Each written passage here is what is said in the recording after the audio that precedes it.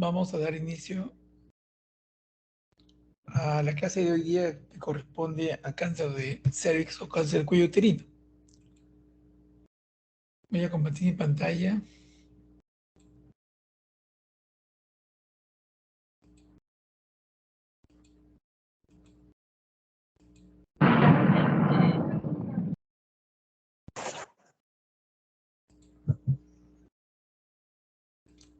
¿Se ve mi pantalla?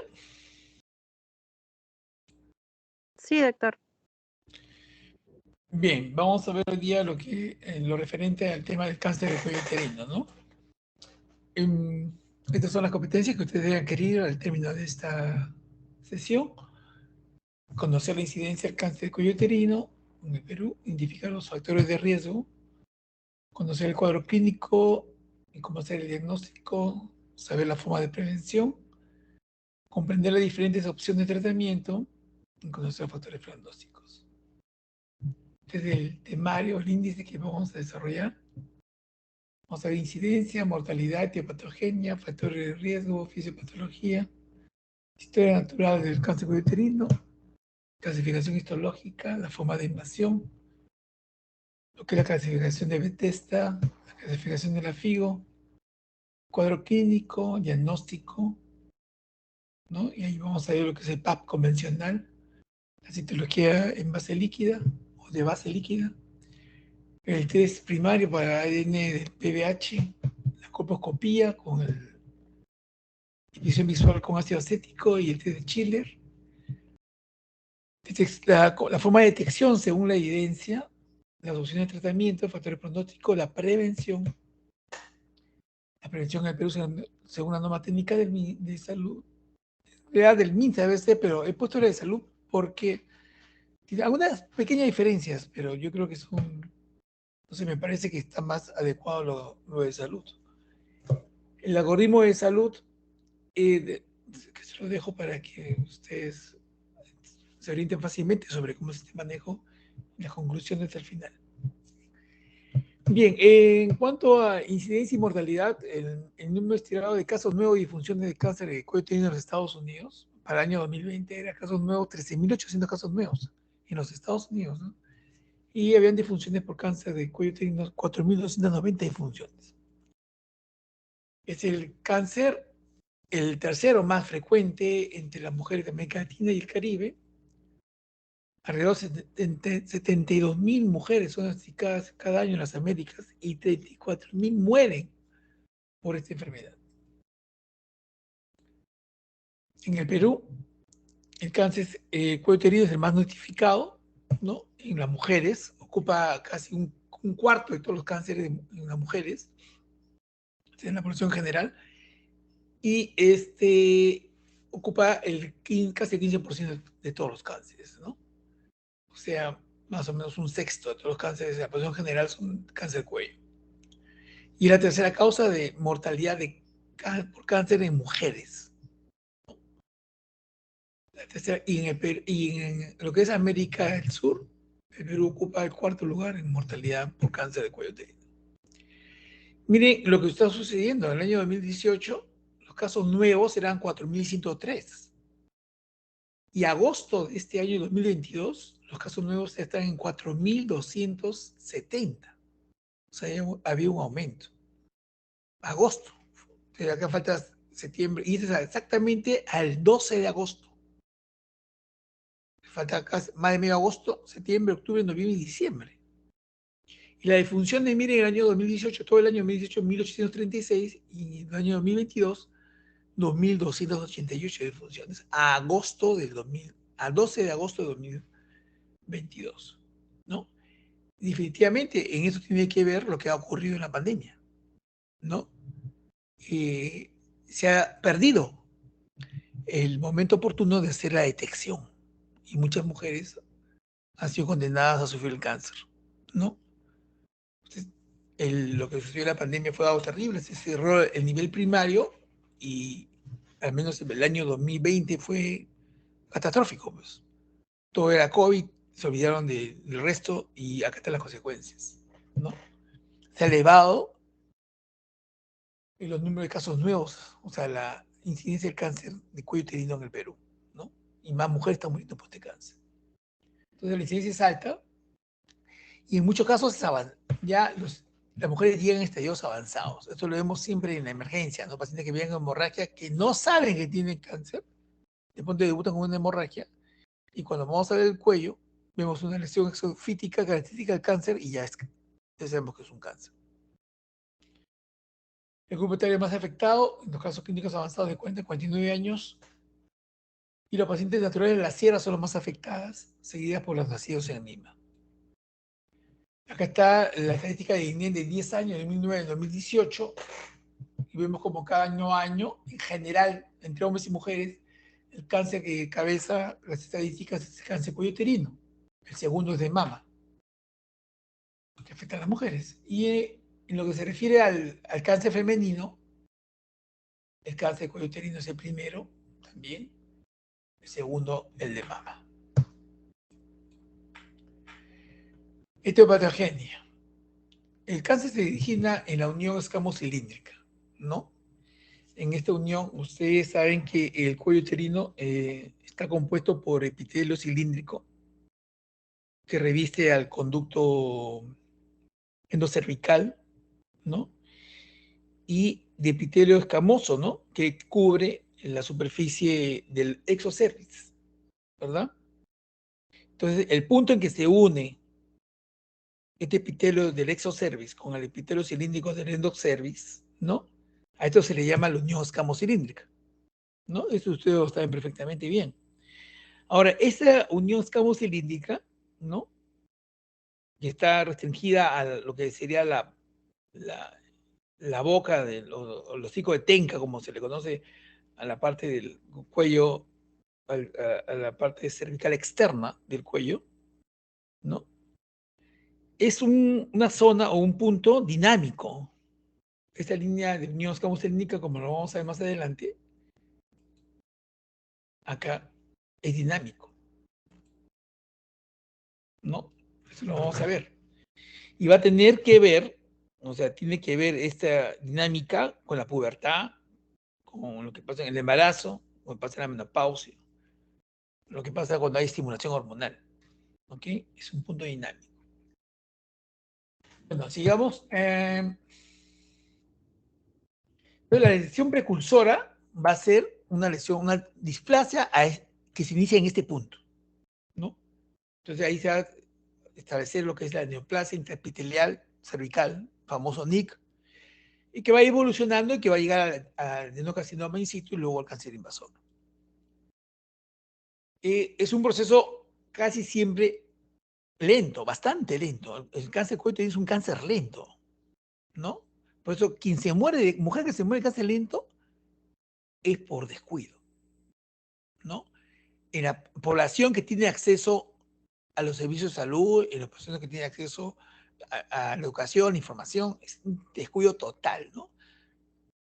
Tal vez por falta de acceso al sistema de salud, ¿no? A factores culturales, ignorancia, todo puede, en la población rural, en la sierra, puesto que la más afectada, no pase lo que pasa. Pero en Lima, y realmente mujer que muere de cáncer de cervix en Lima, ¿no? Y sobre todo si son los estados económicos medios, es por descuido, porque es un cáncer que está accesible al ojo, no es como otros cánceres que lamentablemente cuando debutan, pues, cáncer de páncreas, debuta y te mueres dentro de los 6 meses. Cáncer de pulmón, debuta, cuando da síntomas, dentro de los 6 meses te mueres. El cáncer de cuello no, está al ojo, ¿no? Como igual es lo que pasa en el cáncer de mama, está al alcance de la mano, del tacto. Entonces el cáncer in situ entre 30 a 70% presentará un carcinoma invasivo en un periodo de más o menos de 10 a 12 años. De 10 a 12 años. Lentísimo. Pero hay un 10% que sí puede ser rápido y un año puede llegar a lesiones invasivas. Pero lo usual, lo corriente, lo que generalmente ocurre, que es un cáncer lento, que se va a gestar en muchos años y para que pase a invasivo va a pasar 10 a 12 años. Factores de riesgo, el principal factor de riesgo del cáncer de cuello uterino es la infección por el virus del papiloma humano, ¿no? Otro factor de riesgo es el número elevado de partos e infección por VPH. El tabaquismo y la infección, o sea, conjuntamente con una infección por VPH es un factor de riesgo. Entonces, una mujer que tenga infección por VPH y sea fumadora, tiene un gran factor de riesgo. El consumo prolongado de anticonceptivos orales con infección de VPH también se encuentra, dice la estadística, la evidencia de que es un factor de riesgo. La inmunosupresión, de hecho, ¿no? De hecho, los estatus socioeconómicos más deprimidos o más pobres, ¿no? Que tienen malnutrición, no adecuada nutrición, que va a llevar a una inmunosupresión, ¿no? Son presas del cáncer. Es una lesión que puede ser, porque los NIC, las neoplasias intercervicales, se pueden solas se pueden autolimitar y curarse. El sistema inmunológico puede hacer que el, el cáncer sea vencido, la lesión sea curada, sea vencida, ¿no? Pero si te encuentras en un organismo que está venido a menos, se vaya a cáncer. Luego la edad temprana, el momento de la primera relación sexual, ¿no? Y eso ahora es cada vez más temprano, ¿no? La edad de inicio. El número elevado de parejas sexuales, que está en relación a la mayor posibilidad de tener infección por VPH. Y bueno, la exposición a la tilestorol en el útero, que es algo que ya queda para la historia, porque esto ya no sucede. Ya nadie usa tilestorol puro. Ah, la mujer recibe, ¿no? Ok. En fisiopatología, el huésped es el cuello uterino, o sea, la transformación, como hemos dicho, ¿no? En esta unión escamocilíndrica, ¿no? El epitelio escamoso con el epitelio cilíndrico, ahí es la zona donde asciende el cáncer. Acá vemos un cuello, ¿no? Un cuello de mujer em, sano, o sea, con la unión escamocilíndrica está al interior, o sea, en la boca, pero acá lo vemos como ha progresado hacia afuera, ¿no? Y acá vemos una tremenda lesión. Entonces, hemos dicho que esta zona, esta unión escamocilíndrica es un punto de unión de los epitelios escamoso y cilíndrico del exocervix con del endocervix dinámico, ¿no? Ya que vemos la unión, por ejemplo, al inicio del periodo reproductivo, ¿no? Se encuentra la unión, acá se ve la línea, acá está sobre oscuro porque le han echado el ugol, el té de Chile, se ve marrón, todo pinta, y acá está la unión original, ¿no? Entonces está alejada del, del óseo, el bucal externo. Y avanzados los años, esta unión de escamos y líneas se va acercando al óseo, ¿no? Acá ya está mucho más cerca. Acá estamos hablando de una mujer de 30 años, ¿no? Es una mujer que está ya menopáusica, ¿no? Y en periodo perimenopáusico y acá ya está menopáusica. La niñoscamucinica ya se introdujo, está muy cerca, dentro del canal no cervical y acá se hace muy dentro del canal cervical, ¿no? Se ha desplazado. Entonces, ya, bueno, ya lo hemos dicho, los cervix es un epitelio pavimentoso pluristratificado o escamoso no cornificado, de superficie regular, sin glándulas ni pliegues, y en el que hay cuatro estratos, perdón, ¿no? Un estrato basal, ¿no?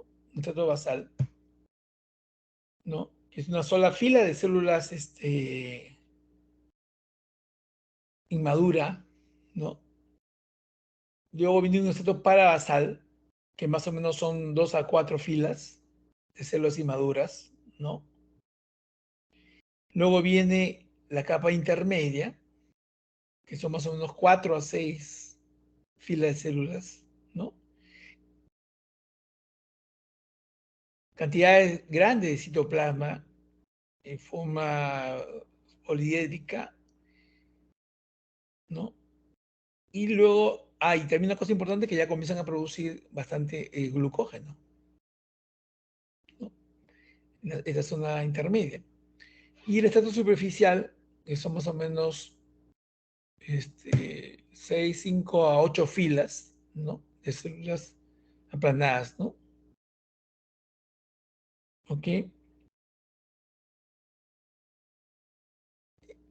Cuando hacemos un Papa Nicolau, esas son las células que se extraen de la capa superficial, ¿no? Y como las células son maduras, esas son células que son ricas en glucógeno, ¿ok? El neocervis, al contrario, es un epitelio cilíndrico simple, es de tipo irregular, tiene pliegues superficiales y profundos, posee las famosas criptas glandulares, ¿no? Y 2/3 de estas criptas son superficiales. Entonces, en la fisiopatología del cáncer uterino, el factor desencadenante del cáncer es el papiloma virus humano. Una fotografía electrónica o microscopía electrónica y acá vemos una lesión exofítica característica de un cáncer de cuello uterino, ¿no? Un cáncer ya avanzado. ¿Cuál es la historia natural de la infección por VPH? ¿No? La mujer se puede infectar, puede haber un periodo de incubación de 1 a 8 meses, ¿no? Y se genera la primera lesión. Y hay un crecimiento activo del virus en 3 a 6 meses. Pero ahí se va a dar la respuesta inmunitaria. Entonces, va a haber contención del huésped. En 3 a 6 meses se debe contener esta infección. Entonces, en aproximadamente 9 meses, ¿no? ¿Qué va a suceder después de esta infección inicial? O se va a la remisión clínica sostenida y se cura, desaparece la lesión. O sigue avanzando, persiste la enfermedad, ¿no? O se hace recidivante como que cura y nuevamente recidiva. Y eso está en función de cómo se comporta la inmunidad del cuerpo corporal. ¿Ok? Por eso que cuando uno diagnostica un NIC1, ¿cuál es el tratamiento? El tratamiento es decirle a la mujer, ¿no? A la paciente, ¿no? Que mejore sus hábitos de vida, y que cuide los hábitos alimenticios, ¿no? Entonces se le aconseja este, comida que sea rica pues en antioxidantes, todo eso, ¿no? Balanceada, rica en proteínas, todo eso, para mejorar el sistema inmunitario. ¿Ok?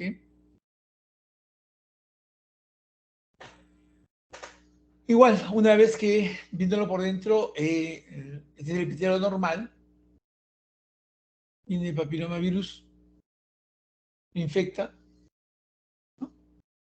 Y la infección va a ocasionar en los meses lo famoso la neoplasia intraepitelial 1, que compromete las células más basales del cuello, ¿no? Entonces, a esta infección o VPH que se puede detectar por el papilomavirus, por el Papa Nicolau, perdón, ¿no? O al NIC1, cuando se detecta esto, a esto se le llama enfermedad de bajo grado, ¿ya? Y esto es el 80-90% de los casos, enfermedad de bajo grado. Y esto se puede autolimitar, ¿no?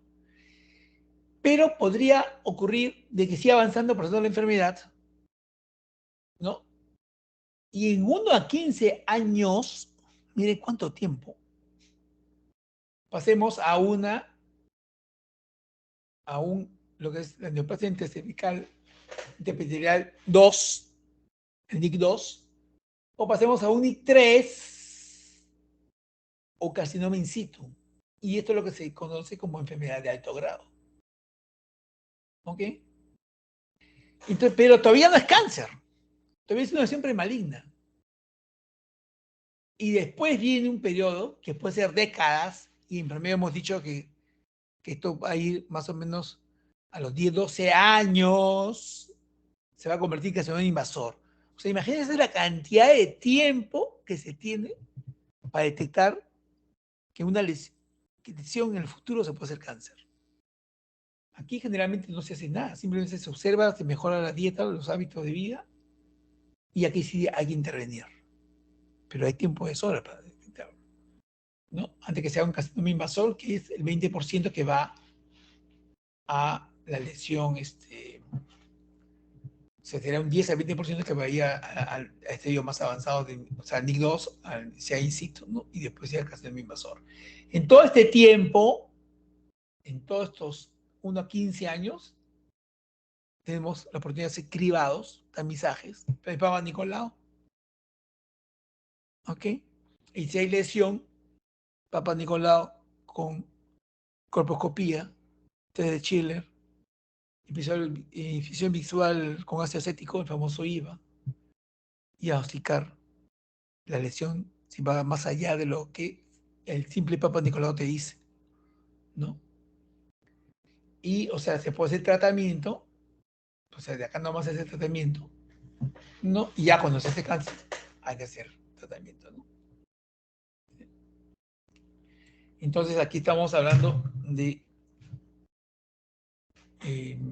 qué cáncer se puede prevenir. Esto es, acá se hace prevención secundaria.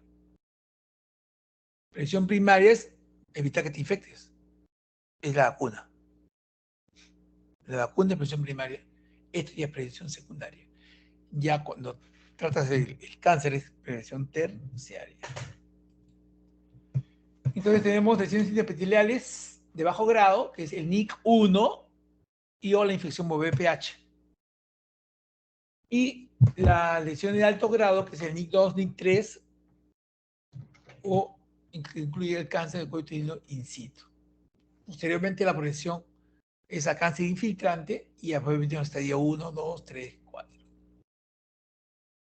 ¿No? Entonces, la infección por el virus del papiloma humano es un proceso necesario, un paso necesario para la formación de casi todas las lesiones precancerosas y cancerosas. ¿Okay?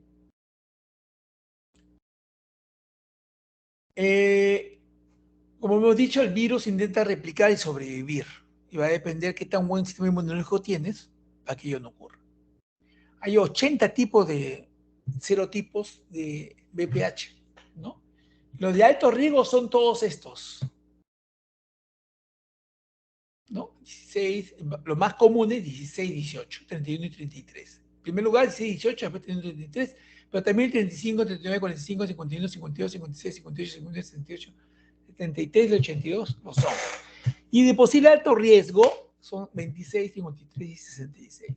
Y de bajo riesgo son estos, ¿no? Que son de bajo riesgo, pero te pueden ocasionar, por ejemplo, las verrugas, ¿no? Entonces los serotipos 16, 18, 45, 31, 33, 52, 58 y 35 se han asociado con 95% de todos los cánceres cervicouterinos positivos a ADN del PDH, ¿no? Estos 8 serotipos. Y ya hay una vacuna que cubren estos 8 serotipos. Entonces, con esta vacuna, Gardasil 8, puedes tú prevenir 90% de los cánceres. ¿Okay? Ya hemos dicho, llega el papiloma, que en fase latente puede pasar años, ingresa a la población de transformación, se replica el virus, altera el orden genético, de célula normal hacia célula normal, de ahí a displasia y en años cáncer. La neoplasia cervical se desarrolla en mujeres susceptibles en respuesta a infección por VIH de alto grado, ¿no? Okay. El pH produce proliferación atípica y se sustituye el epitelio del estómago, ¿no? Va a haber atipia celular, pleomorfismo, hipercromatismo, atipia estructural, pérdida de maduración, actividad proliferativa con figuras mitóticas. Todo eso va en el cáncer. Reagan fue el que introdujo el término de displasias, que etimológicamente significa alteración en el desarrollo, ¿no? y lo define como todo epitelio escamoso situado sobre la superficie o en las glándulas que muestra alteraciones en la diferenciación sin alcanzar el grado de perturbación que caracteriza al carcinoma in situ. Esa es la famosa displasia. Entonces, la equivalencia es el NIC1 es con displasia leve, el NIC2, displasia moderada, el NIC3, displasia intensa y el cáncer in situ. ¿Ok? Ahora, ¿qué es una lesión intersticial de bajo grado? Son células ligeramente anormales en la superficie del cuello uterino, ¿no? Causadas por BPH. Es un hallazgo que puede ser común en el Papa Nicolau. Y con frecuencia desaparece por sí sola. Eso es una cosa importante. Eso es frecuente, que sola desaparezca sin necesidad alguna de ningún tratamiento, ¿no? Pero algunas veces pueden seguir evolucionando y se vuelven cancerosas, ¿no? Y se diseminan al tejido normal cercano. El sinónimo, hemos dicho ya, es displasia leve. La enfermedad intersticial de alto grado, hay lesiones anormales en el cuello uterino. También se habla de esto mismo, de esta misma terminología en lo que es vagina, vulva, ano y esófago, ¿ya? Y la enfermedad de alto grado varía de un poco anormal a muy anormal, ¿no? Que es el NIC3.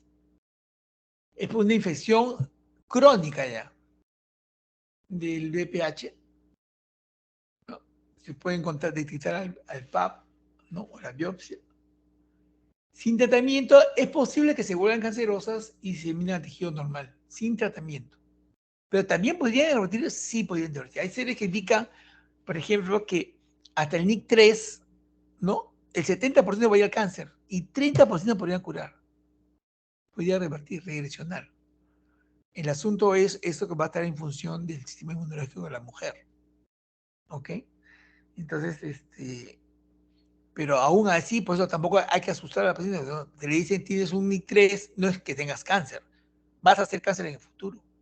Entonces hay que curar ese NIC3, hay que curarlo, ¿no? Y hay tratamiento para eso.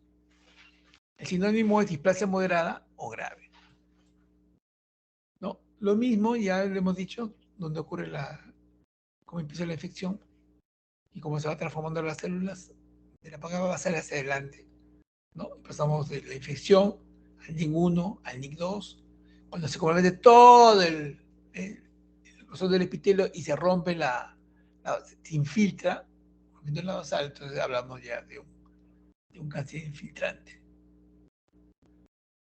Displasia leve, cuando el tercio inferior del grosor del total del epitelio está comprometido, ¿no? Solo el tercio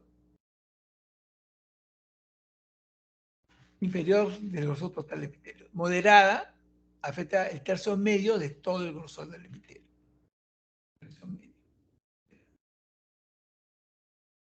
Y, perdón,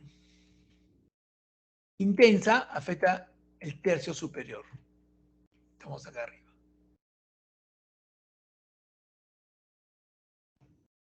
¿Okay?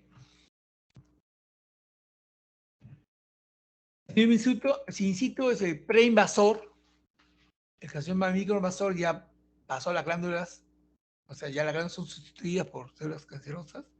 Y el carcinoma invasor ya es cuando se destruye la membrana basal. Es decir, un carcinoma infiltrante o invasor, ¿no? Ahora, las formas de invasión del cáncer por continuidad puede ser al canal cervical, al cuerpo uterino o a la vagina. Por continuidad a los paramétros, a la vejiga y al recto. Y por vía linfática, ¿no? Y retroperitoneal a los ilíacos internos, externos, comunes, a los obturadores, a los ganglios paraórticos y a los inguinales. ¿No? Esas son las tres formas de invasión, por continuidad, contiguidad y por vía linfática, a nivel del retroperitoneo. La clasificación de Bethesda es la siguiente, ¿no? Estadio 0 es el carcinoma in situ, ¿no? ¿Ok? Estadio 1 es la lesión tumoral limitada estrictamente al cuello. 1A son los carcinomas preclínicos, solo se diagnostica mediante el microscopio. El 1A1, evidencia microscópica mínima de invasión al estroma 3 milímetros. 1A2 ya pasa a 5 milímetros, ¿no? La lesión horizontal no sobrepasa los 7 milímetros. El 1B, ya las lesiones son mayores que el de 1A2, no están comprometidos los espacios endolinfáticos o venosos, que no alteran el estadiaje, pero tienen que ser especificados para determinar si afectarán las decisiones futuras en el tratamiento. El 2, el tumor se extiende más allá del cuello sin llegar a la pared pélvica. El 2A, extensión del tercio superior de la vagina. El 2B, invasión del tercio medio de los paramétros. El 3, el tumor se extiende a la pared pélvica, ¿no? El tacto rectal no queda espacio libre entre el tumor y la pared pélvica. También se puede ver hidronefrosis o riñón no funcionante. El 3A alcanza el tercio inferior de la vagina. El 3B alcanza la pared pélvica. El 4, el carcinoma se ha extendido más allá de la pelvis verdadera o ha infectado clínicamente la mucosa de la vejiga o el recto. 4A, diseminación del desarrollo hacia los órganos adyacentes, recto vejiga. Y 4B, diseminación a los órganos distantes fuera de la pelvis, a distancia. Esta es la clasificación de la FIGO. La única diferencia que existe es que la FIGO no reconoce que haya cáncer in situ. O sea, para la FIGO no existe el CA in situ. ¿Ok? Esa es la diferencia. ¿Cuál es el cuadro clínico? En etapas tempranas, el cáncer suele presentar, no suele presentar ni signos ni síntomas. ¿Okay? En etapas avanzadas, ya puede producir sangrado después de tener relaciones sexuales, flujo, sangrado vaginal con mal olor. Miren, en etapas avanzadas ya se puede encontrar sangrado poscoital. Y se dice que el signo más precoz del cáncer uterino, que uno de sospechar cáncer uterino, es el sangrado poscoital, ¿no? Pero ya cuando hay sangrado poscoital, ya indica una etapa avanzada del cáncer. Entonces, cuando venga una mujer diciendo que tiene sangrado después de tener relaciones, hay que sospechar. En primer lugar, hay que sospechar en cáncer de cuello uterino. ¿Ok? De repente no lo es. De repente simplemente puede ser una infección endometrial por clamidia. Una hepatitis crónica por clamidia que provoca sangrado fuera de la catamenia y también puede ser poscoital, ¿no? Pero siempre hay que ser más pensado, ¿no? Después es un cáncer de cuello y hay que investigar el cuello. ¿Ok? Ahora, cuando hay flujo sangrado vaginal con mal olor, porque es característico el mal olor en el cáncer de cuello. O sea, si hay sangrado o haya un fluido, y el olor es característico, es un olor que cuando uno lo huele una vez, nunca se olvida. ¿Ok? El cuadro clínico puede haber hemorragia vaginal, flujo vaginal inusual, ¿no? Y maloliente, dolor pélvico, dispareunia, dolor en las relaciones sexuales y hemorragia postcoital. Diagnóstico, siempre que te encuentras los antecedentes, ¿no? Importante, los antecedentes, primero a qué edad inició la actividad sexual, cuántas parejas sexuales has tenido, si usó sexo con protección, sin protección, historias de los papas Nicolás, cómo han ido evolucionando, todo eso hay que averiguar, ¿no? Hay que hacer el examen pélvico siempre, estudios, y eso incluye la pelvicoloscopía, ver el cuello, hay que ver el cuello si el cuello está sano o no está sano, ¿no? Y hay, si hay lesión o no hay lesión, si simplemente hay un estropio o hay una úlcera. Una cosa es estropio, una cosa es úlcera, ¿no? El estropio solamente revela el desplazamiento, hemos dicho, de la zona de unión escamocilíndrica, ¿no? Del original se desplaza hacia afuera y el área que queda lo que se va a iniciar como un estropio, ¿no? Y ya luego hay que hacer el estudio citológico del cuello y para eso se puede utilizar citología convencional, que es el estudio, el Frotis y Papa Nicolau, ¿no? O citología en base líquida, que es un examen que se hace tomando la muestra igual que con una citoscopía que viene, pero que viene en un líquido especial, y hay que introducir al líquido, y sí, ahí se introduce y se envía al laboratorio, ¿no? Es algo caro. O sea, eso no, o sea, no sé cómo estará en el ministerio, pero en salud sí cuenta con eso, ¿no? Pero es algo caro, no es algo que se usa, se masifica, ¿no? Porque es algo caro. Luego tenemos el test de identificación del ADN para BPH, ¿no? Que también es algo caro y que solamente en los hospitales de salud, por ejemplo, se puede hacer en nivel 3, ¿no? 3-2. Luego tenemos la prueba conjunta, ¿no? De detección con PAP y prueba ADN del BPH. ¿No? También se puede hacer de grado endocervical, fraccionado, que se dice, ¿no? Le digas el cuello uterino nada más, el canal endocervical, y aparte el canal, el endometrio. Luego tienes la colposcopía con la inspección visual en ácido acético, ¿no? El famoso IVA o el test de Chile que se utiliza Lugol, ¿no? Y el IVA evidencia lesiones blancas, ¿no? Y lesiones blancas que representan, o sea, el ácido acético reacciona con proteína. Entonces, en las células normales no hay actividad mitótica, o sea, no hay proteína presente.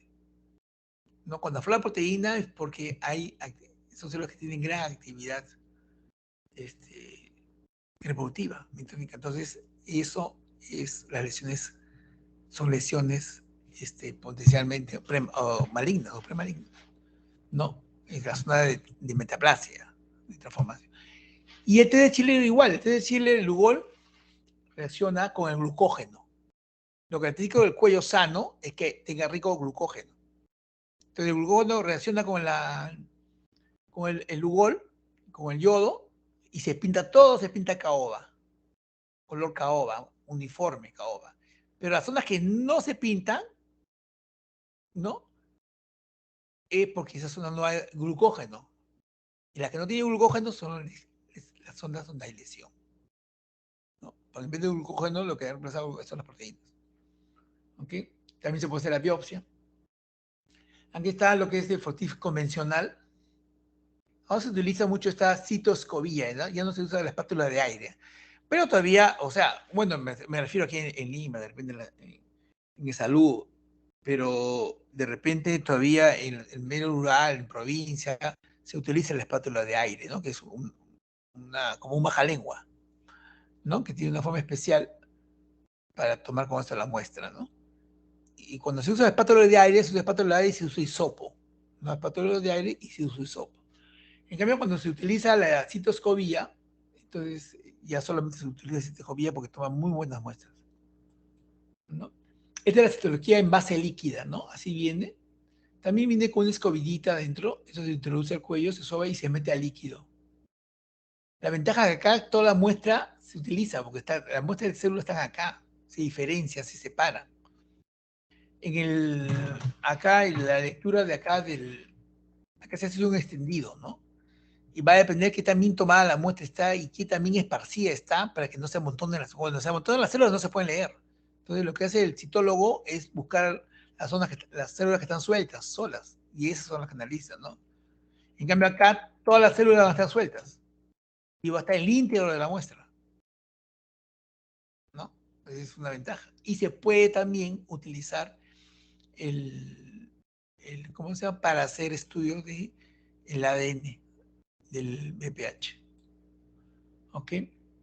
Entonces, la citología en base líquida resuelve los 5 problemas de la citología convencional. ¿Cuál es el problema? Captura de la totalidad de muestras. No se puede contratar la muestra. Bueno. La fijación eficiente. O sea, el frotis necesita estar fijado y bien fijado, ¿no? Y hay unos fijadores que se utilizan, ¿no? Pero a veces no tienen los fijadores. Improvisa que se hace, a veces no hay fijadores y lo fijan con laca. Y ya eso no es igual, ¿no? A veces se echa exceso de fijador también, Entonces ahí viene, o a veces insuficiente, no se fija bien la muestra. Eso se acaba con la citología en base líquido. Luego la distribución aleatoria de las células anómalas. O sea, las células anómalas están al azar distribuidas, le encuentras ahí, hay que buscarlas, ¿no? Entonces, en el cirugía de base líquida se puede seleccionar las células anómalas. Pues están todas. ¿Ya? Puede haber existencia de elementos perturbadores en el frotis que perjudican la observación, ¿no? Y eso tiene que ver, por ejemplo, con pelusas, por ejemplo. ¿Ok? Con las huellas dactilares en la lámina, cosa que no ocurre en la cirugía de base líquida. Y la otra es la calidad del frotis, ¿no? La calidad del frotis va a depender de quién toma la muestra, cómo la toma, si está bien tomada, está bien esparcida las células, todo eso. Acá esto para mostrarles es un manual para principiantes de lo que es la colposcopía, ¿no? Y cómo se debe hacer el tratamiento intervencional cervical, ¿no? Es importante cuando hay lesión o un IVA positivo o un Schiller positivo, o sea, hay un IVA, hay lesiones aceto blancas que se llaman, ¿no? O lesiones que no pintaron con el Lugol, que no captaron el Lugol y se muestran pálidas, ahí se debiera hacer un estudio citocolposcópico y se debe tomar biopsia. ¿Okay? Entonces, la colposcopía se utiliza un amplificador de imagen y se ve el cuello aumentado muchas veces. Entonces, es una visión muy con alta resolución de tal manera que se pueden diferenciar los patrones vasculares. Y los que se especializan en esto pueden diferenciar en lo que es la normal, solamente en lo que se refiere a la vasculatura, ¿no? Se puede apreciar bien la zona de transformación, la unión escamocilíndrica, aquí cómo se desplaza de acuerdo a la, a la, a la edad, ¿no? De la mujer o al estado fisiológico de la mujer, ¿no? Porque hemos dicho que es un punto dinámico. Entonces acá vemos, por ejemplo, aquí antes de la pubertad, antes de la menarquia, está dentro del canal endocervical en la zona de transformación, ¿no? Después, tras la pubertad, el principio del periodo reproductivo, como sale por fuera la unión escamocilíndrica, ¿no? Hacia los 30 años se separa del OCE, perdón, del orificio cervical externo, hace la menopausia, comienza a introducirse nuevamente y después de la menopausia está dentro. ¿Ok? Acá tenemos, así se ven las imágenes con la colposcopía, entonces acá podemos ver cómo la unión escamocilíndrica exactamente dónde está, ¿no? La original y dónde está la nueva. ¿Ok? Y perdón, estos son los patrones vasculares normales que se ven a la colposcopía y que te puede identificar el colposcopio y que está entrenado para ver los vasos. Y son diferentes patrones que se ven y son patrones vasculares normales, ¿no? Y puedes tú los atípicos, los anormales, ¿no? Todo eso te permite el colposcopio, ¿no? El tener un buen colposcopio y estar entrenado en la visualización de estos patrones vasculares. ¿Ok? Acá vemos, por ejemplo, mira claramente cómo se ve la unión escamocilíndrica, escamosocilíndrica o escamocilíndrica. ¿Ok? Y acá se está haciendo visible y se ve blanco por la aplicación del ácido acético. ¿Ok? Esta es la cola de una T de cobre.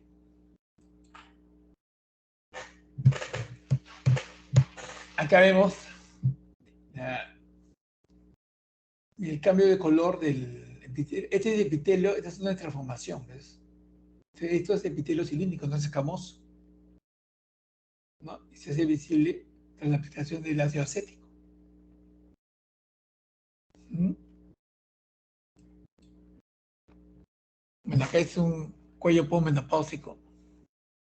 El epitelio, como ven acá, es todo pálido, ¿no? Hay petequias, ¿no? No tiene brillo, se nota pues atrofiado, ¿no? Y no se ve la zona de unión escamocilíndrica porque está adentro, está en el cervical, ¿no? Acá vemos dice acá, los primeros cambios del epitelio escamoso inmaduro observables por colposcopía tras la aplicación del ácido acético.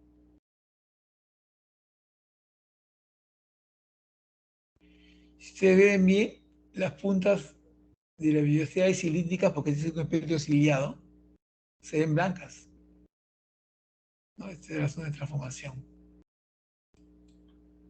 Acá igual, vemos la zona de transformación. Y no acá las letras se están viendo orificios glandulares, ¿no? Igual acá,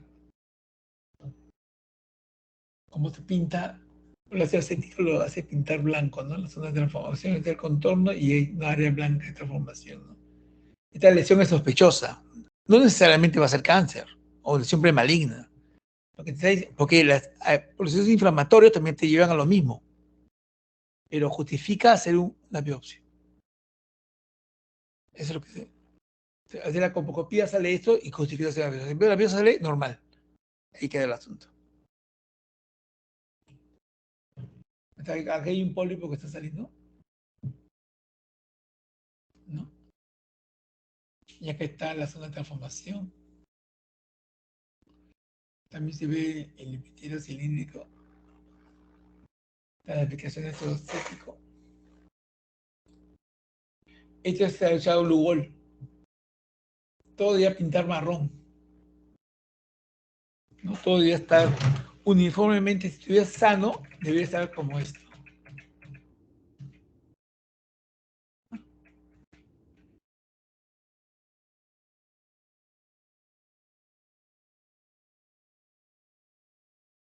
¿No se fue? Aquí está. Uniformemente, o sea, color caoba. Pero ustedes ven acá cómo se pone.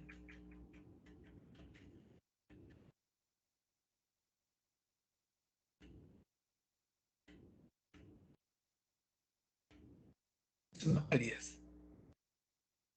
¿Sí? No ha captado el Lugol. O sea, el Lugol no, o sea, acá no hay glucógeno. Si el ácido acético pinta blanco porque acá hay proteína. Y el ácido acético coagula la proteína, entonces pinta blanco. Y eso son características de lesiones de células anormales, ¿no? Igual, si no pinta marrón caoba, significa que aquí no hay glucógeno. Y eso es característico de células anormales. Igual acá, ven como acá pintado y acá no pinta. Igual acá. Es desde TC Schiller. Acá vean, miren, acá lo que se llama lesiones satélites, que están fuera, pinta, miren, lesiones aceto blancas por fuera, ¿no? De la unión escamocilíndrica, ¿no? Y esto puede estar relacionada a un condiloma presente acá, que produce el VPH, ¿no? Depende de una lesión condilomatosa. Acá también, otra vez con T de Schiller, es unas pálidas, unas marrones y unas pálidas. Igual acá. El lugar no puede estar, o sea, no está, o sea, ¿cómo se llama? Al alcance, ¿no? Tal vez el té de Chile, pero la disposición visual de ácido acético sí es al alcance de cualquiera. No puedo tener colposcopio, pero sí puedo tener, al simple ojo, a simple vista puedo hacerlo y se ve, ¿eh? Claro que no vas a tener la definición que tiene el colposcopio, ¿no? Pero sí te hace sospechar, mira, acá no pinta, ¿no? El ácido acético es fácil de conseguir. Bueno, no es fácil de conseguir, pero es fácil de preparar. Porque acá en Lima mismo, cualquier farmacia no vende ácido acético. Si tú quieres comprar ácido acético, tienes que ir solamente a la farmacia universal. Y solo sale con receta, ¿no? Pero una forma fácil de preparar ácido acético, el que se utiliza es de 3 a 5%. Haces hervir agua, 1 litro, ¿no? Haces hervir agua y mides 1 litro de agua hervida fría. Y a eso le agregas, le extraes 30 centímetros cúbicos de agua y le agregas 30 centímetros cúbicos de vinagre blanco. Y haces ácido acético al 3%. Ya tienes ácido acético. ¿Ok? Igual, lesiones acetos blancas. Ya este es un cáncer. Acá se ve la lesión. Y vea cómo no pinta con el ácido acético, ¿no? Y esta es una lesión ya exofítica. ¿Ya? Este tipo de lesión, vean, es de un cáncer, ya, de una lesión cancerosa, ¿no? Carcinoma invasor. También, carcinoma invasor. A veces siguen las pacientes, no están enteradas. Tú le preguntas, señor, ¿y cuándo se fue su último papá Nicolás? Uy, doctor, hace 10 años. O sea, ha dejado la oportunidad de ser diagnosticado durante cuántos años, ¿no? Y viene cuando ya viene con sangrado, ¿no? Y a veces te dicen, en la historia hay sangrado postcoital de hace muchos años y tampoco le dieron importancia. Entonces, en verdad, a veces la gente se muere por descuido. Ahora veamos los beneficios de la detección por Papa Nicolau. ¿Cuáles son los beneficios? ¿No? Los exámenes de detección periódicos del cáncer de cuello con la prueba de PAP en las mujeres reducen la mortalidad de este cáncer. Eso está probado. Beneficios en mujeres menores de 21 años son reducidos debido a la prevalencia baja de lesiones de progresión de cáncer invasivo. O sea, es muy difícil que haya lesiones cancerosas por bajar los 21 años. Por eso el Papa Nicolau debía hacerse en mujer que ha iniciado actividad sexual 3 años después de haber iniciado, 3 años después, ¿no? O a partir de los 21 años. Si ya empieza actividad sexual, ya a partir de los 21 años se debe hacer progresivamente el examen de Papa Nicolau. No hay beneficio en mujeres mayores de 65 años. Si tiene antecedentes de pruebas con resultados negativos. O sea, la mujer que lleva los 65 años con Papa Nicolau negativo, y tampoco, o sea, en realidad, para hacer censo estricto, el Papa Nicolau si sale negativo, la siguiente prueba debería hacerse. María, la guía técnica del MINSA te habla de 2 años. En 2 años. La de salud, al igual que las guías, muchas guías de afuera, hablan de 3 años. Pero ¿por qué se hace anualmente? Y a lo mejor se dice, tiene que hacerse en un año. Porque obviamente si a una mujer tú le dices en 3 años, en verdad no se lo va a hacer a 3 años, pues de repente va a pasar 4 o 5 años.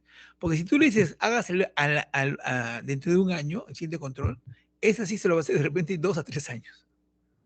¿Se dan cuenta? El centro estricto, si la mujer fuera disciplinada, uno diría la verdad, ¿no?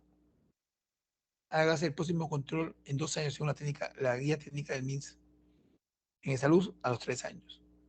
¿No? Tal vez el MINSA lo hace por eso mismo, ¿no? De decir 2 años y no decir los 3, que es lo que recoge salud de acuerdo a la evidencia y de acuerdo a las guías de otros países, ¿no? ¿Sí? ¿Cuáles son los perjuicios o las ventajas de hacer detección por Papa Nicolau? ¿No? Puede conducir a procedimientos diagnósticos adicionales como la colposcopía y el tratamiento de la enfermedad de bajo grado, con consecuencias a largo plazo en términos de fecundidad y embarazo. ¿Por qué? Porque a veces, o sea, pues Papa Nicolau y te sale una enfermedad de bajo grado, va a encontrar colegas o no colegas que tratan esa enfermedad de bajo grado. Y lleva vamos a hacer una colposcopía. Acá hay vamos a hacerle la biopsia, ¿no? Entonces, eso puede a la larga perjudicar la fecundidad, obviamente, porque es más, si a veces y a veces acá hay falta ética, ¿no? Y quieres hacer procedimientos como, por ejemplo, un cono LIP, que es un cono frío, ¿no? Y que puede llevar a incompetencia cervical al cuello. uterino. Luego puede ser prejuicios son mayores en mujeres jóvenes que presentan una enfermedad de bajo grado de más alta incidencia en mujeres jóvenes. Entonces vamos a comenzar a tratar de manipular a mujeres más jóvenes, ¿no? Y que en ellas a menudo la lesión desaparece sola, por sí sola. Y también porque las mujeres jóvenes tienen una tasa más alta de resultados positivos falsos. Positivos falsos. Tú por investigar esos positivos o falsos vas a procedimientos más invasivos. ¿Okay? Detección con prueba de ADN del virus del papiloma humano. ¿Cuáles son los beneficios, las ventajas? ¿No? Los exámenes de detección periódicos de prueba de ADN o ARN del VPH detectan displasias de cuello uterino de alto grado, que son lesiones precursoras del cáncer de cuello uterino. Esa es una verdad absoluta. Es superior a otras estrategias de detección del cáncer de cuello uterino. O sea, es superior al PAP, sí, eso es cierto. Y por eso en abril de 2014 la FDA aprobó, ¿no?, la prueba de ADN del PBPH, que se puede usar sola para detección primaria de riesgo de cáncer de cuello uterino en mujeres de 25 o más años. Adelante. O sea, esta prueba es necesaria hacerla por debajo de los 25 años. Acá también lo recoge la guía técnica del MINSA, lo recoge la guía técnica de salud. No, no es para las mujeres. Incluso en nuestro medio, eh, no, en algunos otros medios van a los 30 años. ¿Ya? ¿Cuáles son los perjuicios de la detección del ADN? Igual, identificar numerosas infecciones que no resultarán en displasia cervical o cáncer de cuello uterino, especialmente en mujeres por debajo de los 30 años. ¿No? En mujeres menores de 30 años las tasas de infección de VIH esta vez sean más altas, ¿no? Y encuentres tú, obviamente, haya mayor detección de ADN, pero no significa que porque sea más alta en mujeres más jóvenes, esos van a ir al cáncer, sino ya introduce un factor de riesgo y la paciente se entera, no haga más. ¿No? Entonces, pueden ir a tratamientos invasivos que son innecesarios. En un estudio 87% de las mujeres que tuvieron resultados positivos de la prueba de BPH, positivo de BPH, no presentaron cáncer de cuello uterino o enfermedades precancerosas relacionadas después de más de 10 años de seguimiento. La siguieron durante 10 años y no hicieron cáncer. Casi el 90%, no, 87%. ¿Sí? Conclusión, ¿cuál es? La prueba del BPH se indica cuando es probable que el resultado permita clasificar a las pacientes en grupos de riesgo bajo y riesgo alto, cuando se encuentran en tasa de grado alto, o para la selección de las pacientes con células escamosas atípicas de importancia no determinada que se someten. O sea,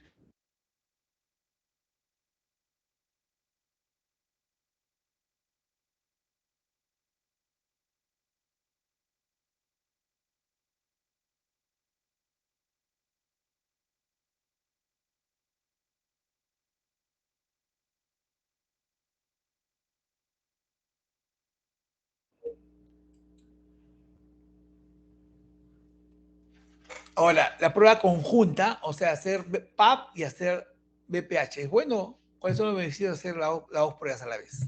¿No?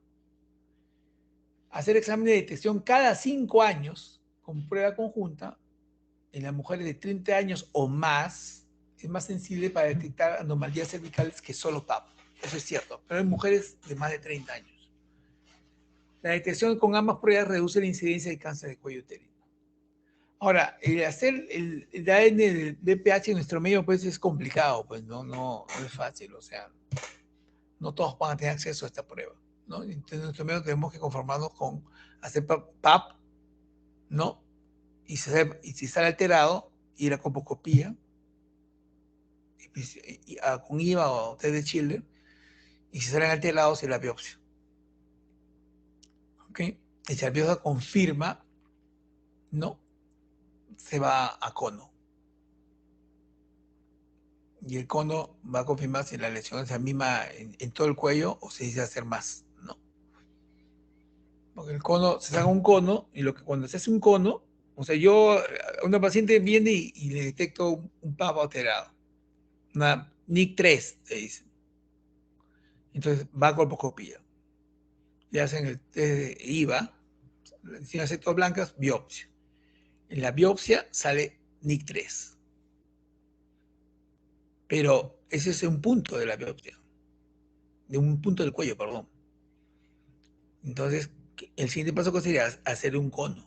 Porque cuando haces el cono, vas a sacar un cono del cuello, y te imagines el cono, y lo cortan por el centro hasta la mitad, hasta el canal, y de ahí lo abren el cono.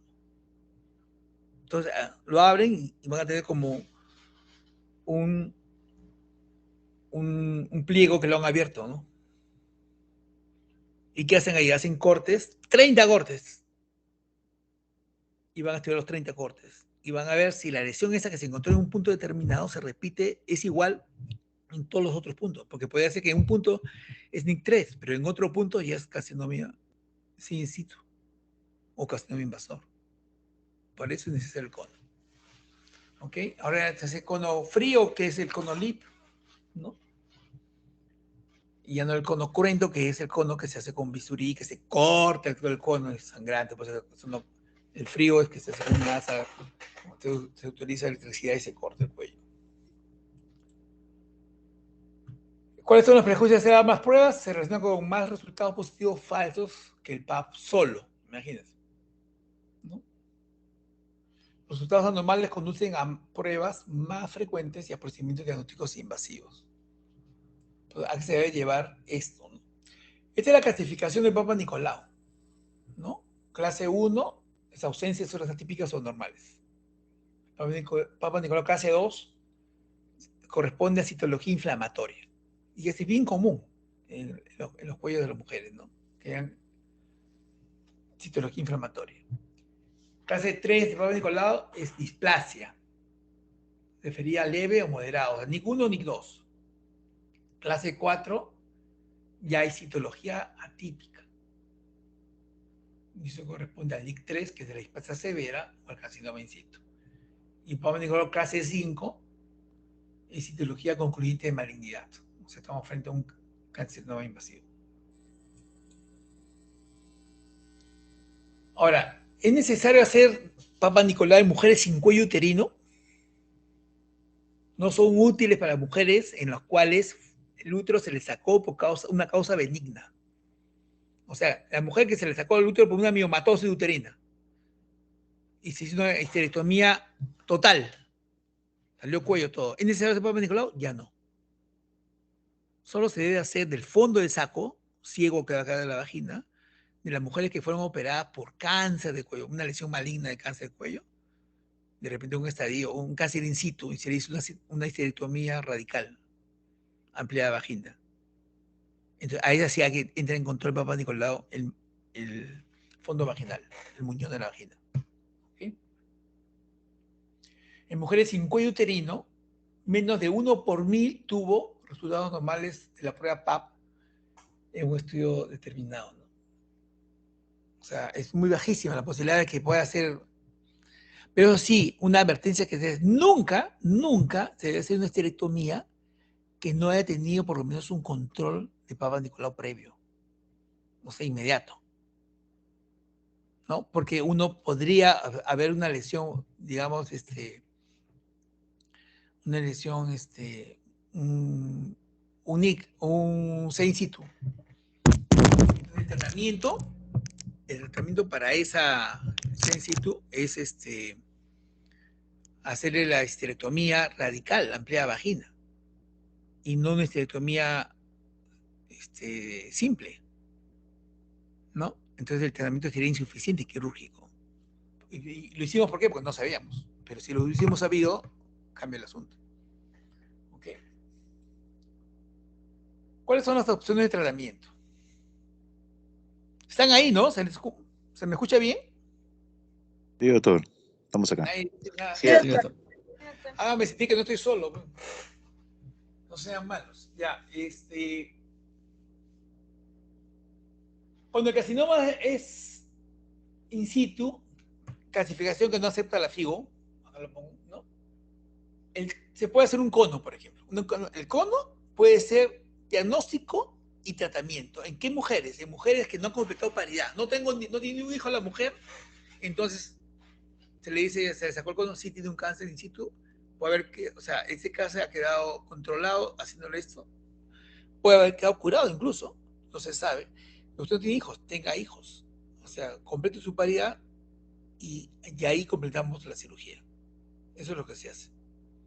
¿Ya? Entonces el cono está reservado para ese tipo de mujeres.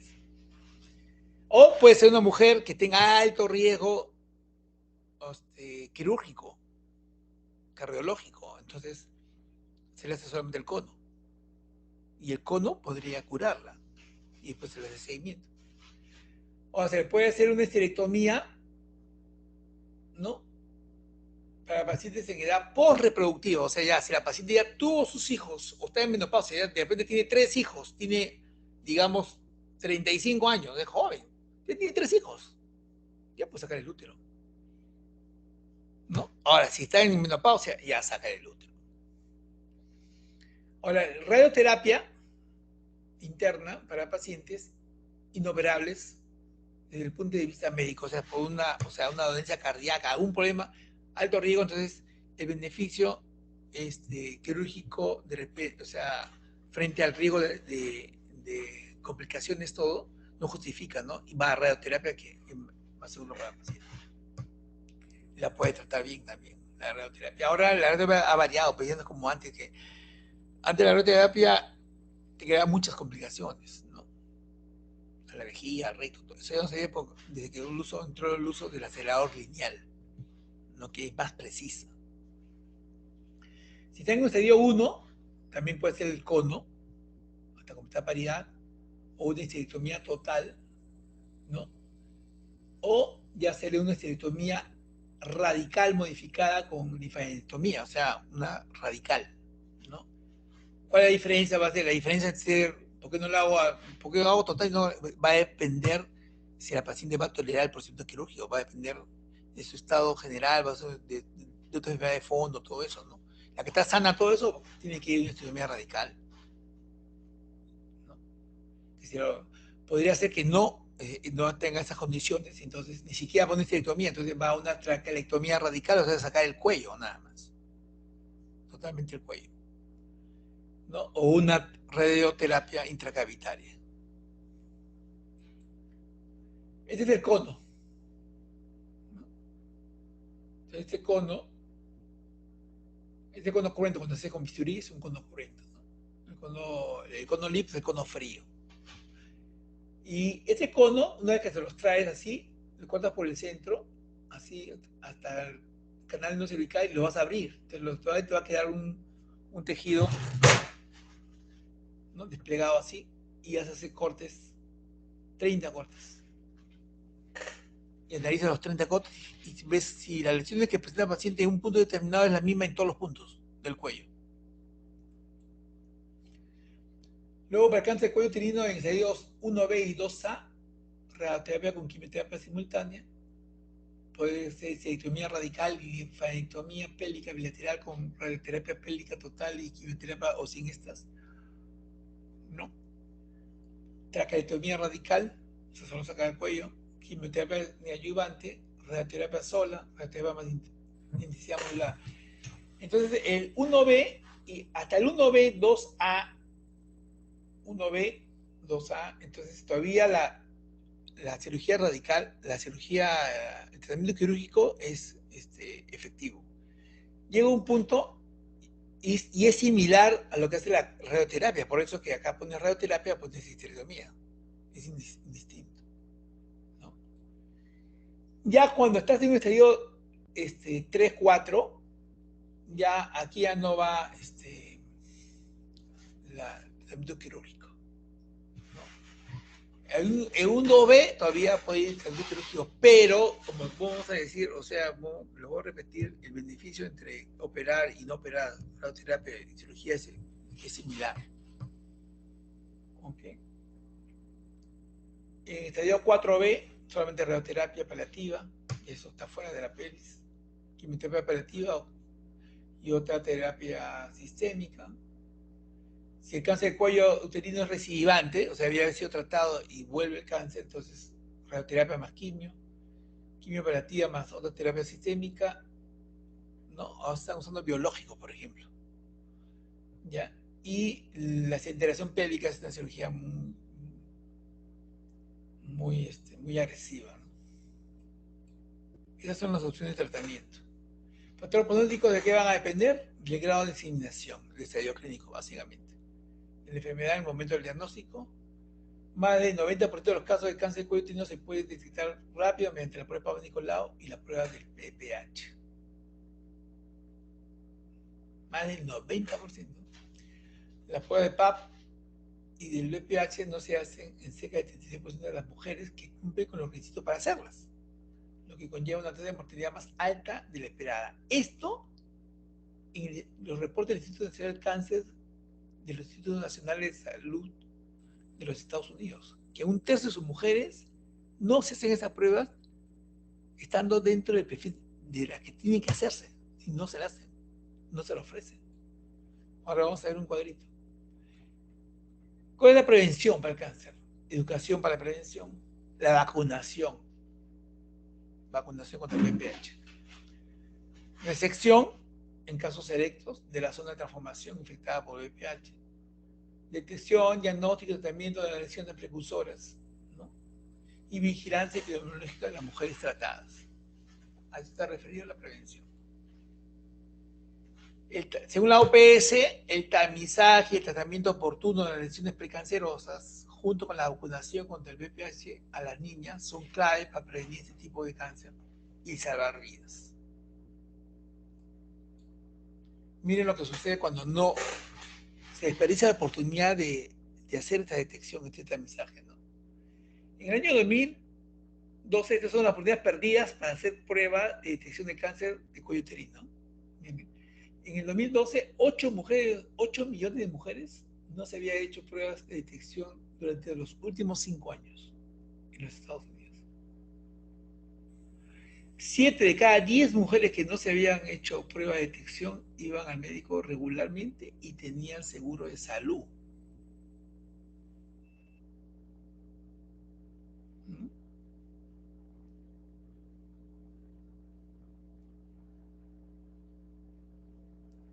Entonces, la infección de VPH puede causar cáncer de cuello uterino y esto se puede detectar, esto puede tomar años o décadas. Entonces, si se detecta, no. En primer lugar, lo ideal es no perder la oportunidad de vacunarse. Acá ponen la edad de vacunación 11 a 12 años. La norma técnica del ministerio vacuna a las niñas de 9 a 13 años. ¿Ok? Generalmente se vacunan a las niñas del quinto grado. ¿Ok? Y se puede vacunar entre 9 a 13 años. Incluso ahora se dice que las mujeres ya podrían vacunarse incluso hasta los 35 años y ya teniendo relaciones de actividad sexual, ¿no? Pero para prevenir las reinfecciones, porque ya fueron infectadas de repente, ¿no? Pero para prevenir las infecciones pueden vacunarse hasta los 35 años. Y luego la oportunidad es para hacerse la prueba de detección debe ir entre los 21 y 65 años, ya para ver si hay infección o no por el VPH, ¿no? ¿Ok? La idea es detectar las lesiones premalignas y evitar que las pacientes vayan a cáncer de cuello uterino. ¿Ya?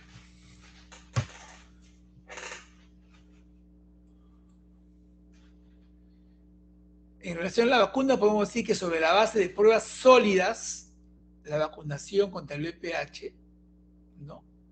16-18, es eficaz para prevenir la infección por VPH en personas sin infección previa y se relaciona con una disminución de la incidencia de la neoplasia intraepitelial del cuello uterino, ¿no? De grado 2 y 3, el NIC 2 y el NIC 3.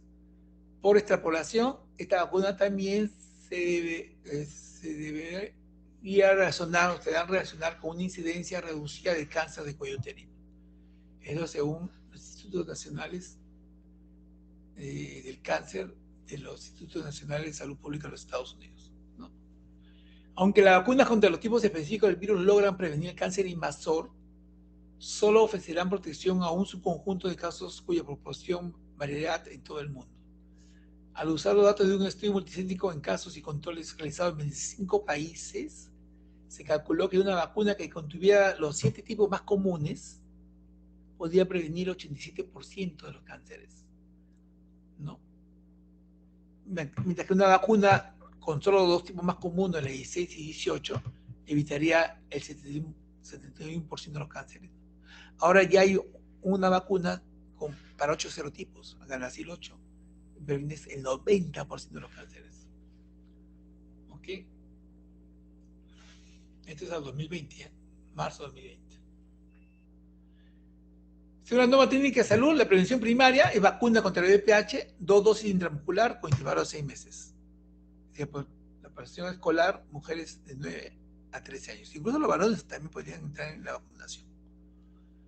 Prevención secundaria ya son las pruebas moleculares de VPH, el Papa Nicolau y el IVA, ¿no? Como método de tamizaje para población entre 21 a 65 años, ¿no? O, según la norma técnica de salud, a los 3 años de iniciar la actividad sexual. O sea, de repente la mujer inició pues a los 14 años. Más 3 son 17. O sea, ya ella a los 17 años, 18 años ya debería empezar el tamizaje, ¿no? ¿Ok?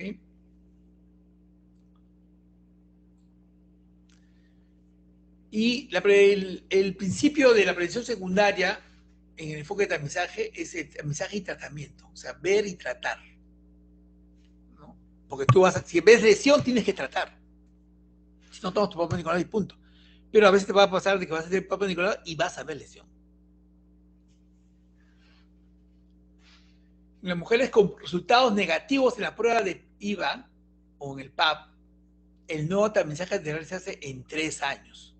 Eso es lo que dice la norma de salud, ¿eh? El MINSA habla de 2 años, en 2 años, ¿no? Pero en ninguna dice 1 año. Sin embargo, acá todo el mundo dice al año. Pero ya le he dicho, ¿por qué le dicen al año? Porque si tú le dices a los 2, 3 años, van a venir a los 4 o 5. Prevención secundaria. Las mujeres con VPH positivas, con IVA negativa o positiva, o colposcopía positiva, deberán ser tratadas con terapia ablativa, ¿no? Que tienen VPH positivo y tienen una colposcopía positiva, aunque tengan el IVA negativo o positivo indistintamente, pero la colposcopía positiva, deberían ir a crioterapia, termocoagulación u otra opción de tratamiento, ¿no? Pero siempre y cuando cumplan los siguientes criterios: lesión, ¿no? Y unión columnar visible. La lesión y la unión tienen que estar visibles al ojo. Y la lesión no cubre más de 3/4 partes del exocervix, ¿no? Si la lesión se extiende más allá del alcance de la criosonda o dentro del conducto endocervical, ya está. O sea, existe sospecha de cáncer invasor, ¿no? No se puede tratar porque ya la lesión estaba dentro.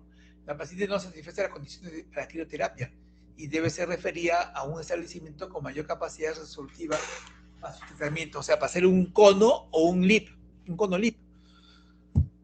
O si no, se trata.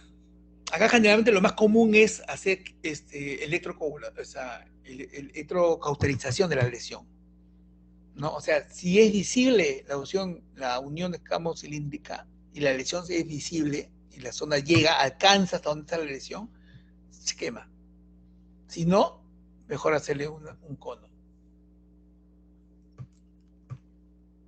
El control post-terapia se realiza con IVA y PAP al año, de haber sido realizado el procedimiento. Si el control anual, o sea, IVA o PAP, se obtiene al menos una prueba positiva, o sea, una de ellas positiva, o sea, el tratamiento ha fallado, se referirá a la paciente para colposcopía y nuevo tratamiento. Si los resultados son negativos, se recomienda realizar prueba molecular de VPH a los 3 años y manejar según el resultado. Prueba molecular de VPH es un tamizaje para mujeres de 30 a 49 años. prueba molecular no se hace por debajo de los 30 años. Igual que en las guías de los Estados Unidos, las guías NICE de Inglaterra, no se hace prueba molecular por debajo de 30 años. En caso de resultado sea negativo, se realizará el siguiente, con una nueva prueba molecular, el siguiente a los 5 años. 5 años. ¿Ok? Si le hace prueba molecular a una mujer entre 30 y 49, sale negativa, el siguiente es 5 años. Si sale VPH positiva con colposcopía negativa, se realizará el control al año con una nueva prueba molecular para VPH acompañada de una nueva inspección visual con ácido acético.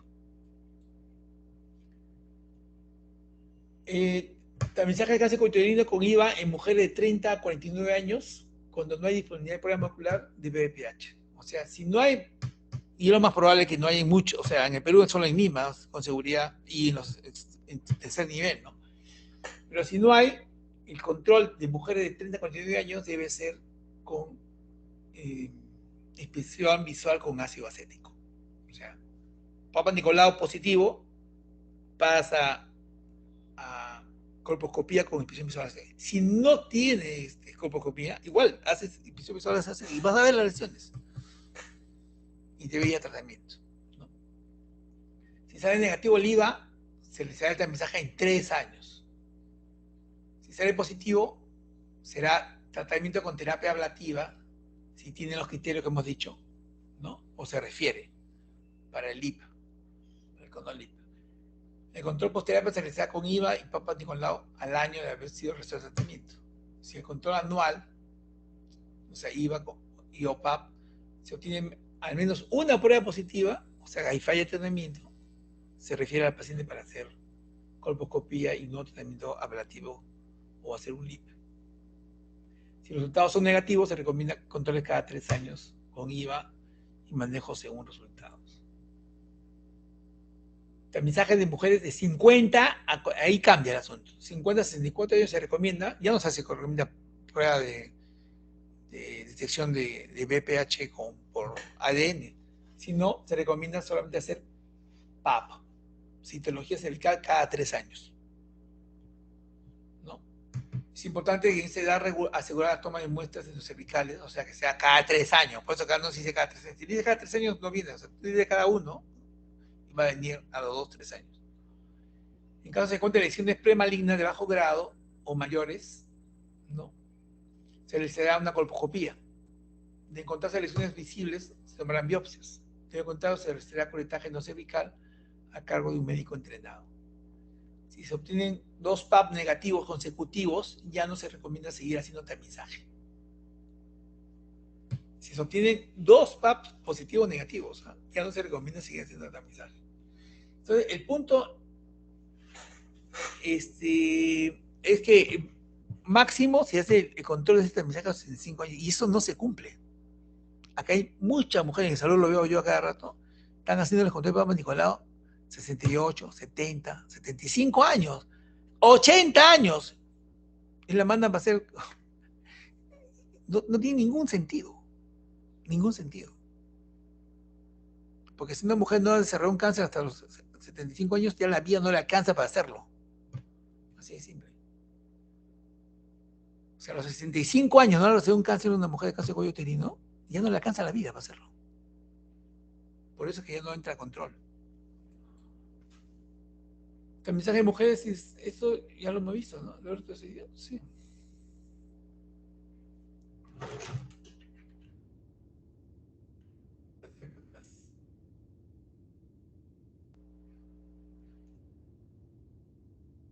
Bien, acá le dejo los fluxogramas para que lo revisen. Conclusiones. ¿Cuáles serán las conclusiones de esta sesión? El cáncer de cuello uterino es el más frecuente entre las mujeres peruanas.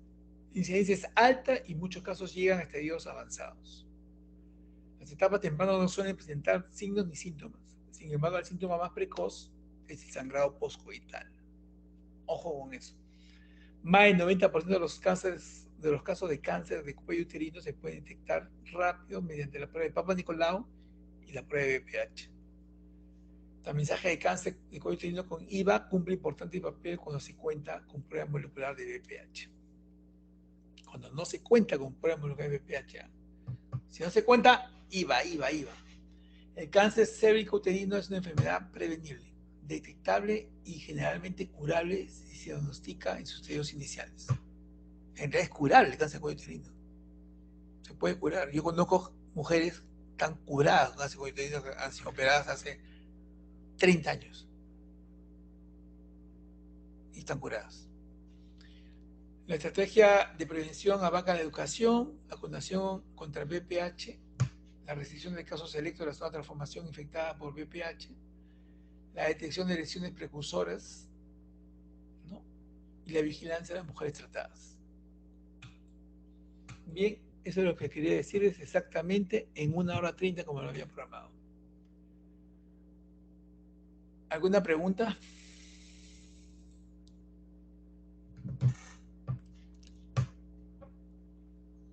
Muchachos. ¿No hay preguntas? ¿Todo está claro?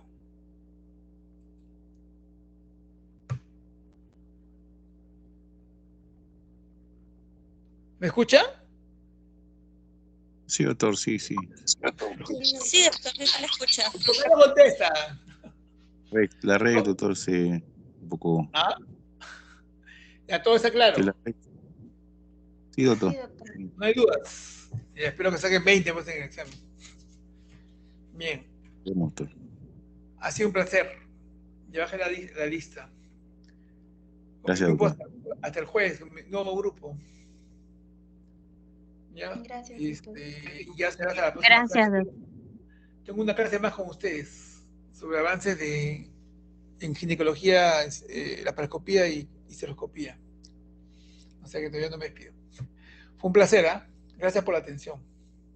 Muchas gracias, doctor. Sí, doctor. Gracias, doctor. Gracias, doctor. A ustedes. Muchas gracias, doctor. A ustedes.